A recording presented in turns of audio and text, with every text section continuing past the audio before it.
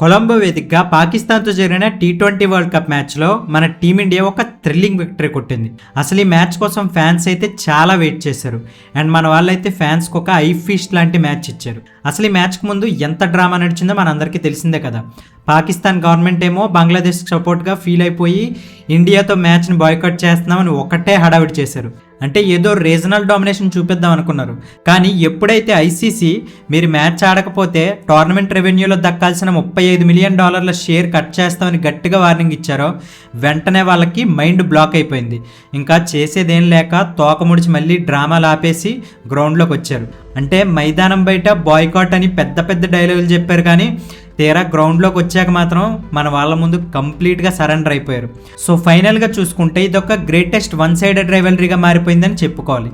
పాకిస్తాన్కి మన ఇండియాకి అసలు ఈ మ్యాచ్లో పోటీనే లేదు. ఈ మ్యాచ్లో అయితే టాస్ అనేది చాలా క్రూషియల్గా మారింది. పాకిస్తాన్ కెప్టెన్ సల్మాన్ అలీ యాగా టాస్ గెలిచి ముందుగా ఫీల్డింగ్ తీసుకున్నాడు. ఎందుకంటే ప్రేమదాస పిచ్ కంప్లీట్గా స్లో వికెట్, బాల్ పిచ్ మీద పడి ఆగొస్తుంది. కానీ పిచ్ స్లో అవుతుందని తెలిసి డ్యూ రాదని కూడా తెలిసి మరి పాకిస్తాన్ వాళ్ళు ఎందుకు ఫీల్డింగ్ ఎంచుకున్నారో వాళ్ళకే తెలియాలి. ఒక రకంగా మనకు అదే మంచిది అనుకోండి. సో ఇన్నింగ్స్ స్టార్ట్ అయ్యాక పాకిస్తాన్ అయితే ఒక సర్ప్రైజింగ్ మూవ్ చేసింది. వాళ్ళ captain Salman Ali Agha first over bowling చేశాడు. బట్ మనకి ఒక బ్యాడ్ స్టార్ట్ వచ్చింది.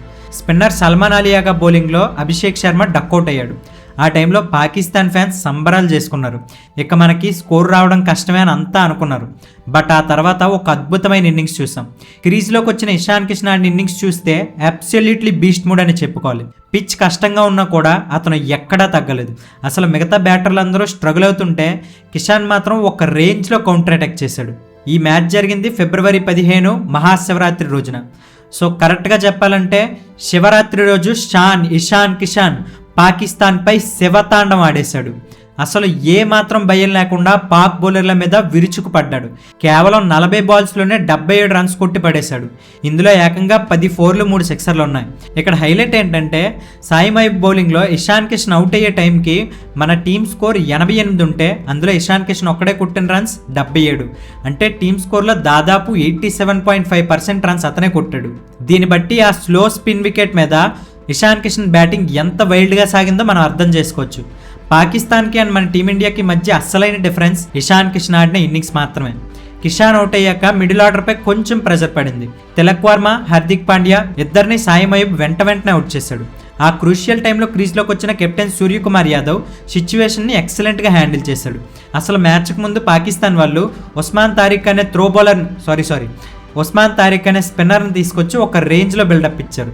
అతని బౌలింగ్ యాక్షన్ డిఫరెంట్గా ఉంటుంది.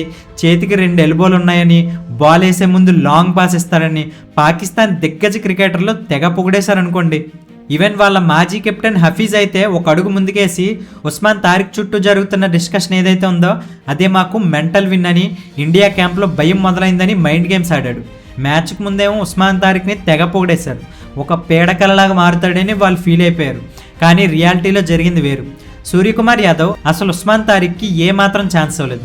ఉస్మాన్ తారిక్కి సూర్య ఒక పీడకలగా మారి అతన్ని పర్ఫెక్ట్గా హ్యాండిల్ చేశాడు.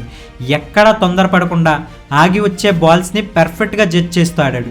సూర్యాబాయ్ ఆడిన 32 రన్సే మన టీమిండియాకి డెత్లో ఒక సాలిడ్ ఫౌండేషన్ ఇచ్చింది.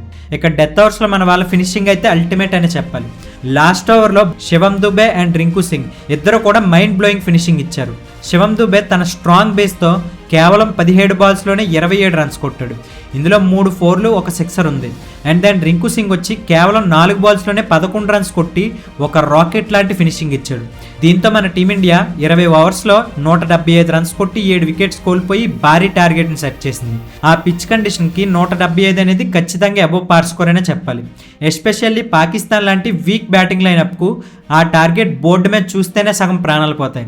ఇక సెకండ్ ఇన్నింగ్స్ స్టేజింగ్లో పాకిస్తాన్ బ్యాటింగ్ గురించి ఎంత తక్కువ మాట్లాడుకుంటే అంత మంచిది. అసలు వాళ్ళ బ్యాటింగ్ లైనప్ ఒక పేకమెడలా కూలిపోయింది. స్టార్టింగ్ నుంచే సరెండర్ అయిపోయారు. బాయ్కట్ అని పెద్ద మాటలు మాట్లాడిన వాళ్ళు క్రీజ్లో కనీసం పోరాటం కూడా చూపించలేకపోయారు.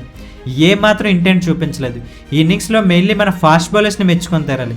కంప్లీట్గా స్పిన్నర్స్కి అనుకూలించే పిచ్ మీద బుమ్రా, హార్దిక్ పాండ్యా ఇద్దరు ఫాస్ట్ బౌలింగ్తో ఒక గ్రాండ్ స్టేజ్ని క్రియేట్ చేశారు. ఫస్ట్ ఓవర్లోనే హార్దిక్ పాండ్యా ఒక వికెట్ మేయడంతో పాకిస్తాన్కు దెమ్మ తిరిగే షాక్ ఇచ్చాడు. షాయిబ్ జాదా ఫర్హాన్ని డక్అవుట్ చేశాడు. అండ్ దెన్ బూమ్ బుమ్రా తన స్వింగ్తో టాప్ ఆర్డర్ని ముప్పు తిప్పలు పెట్టాడు.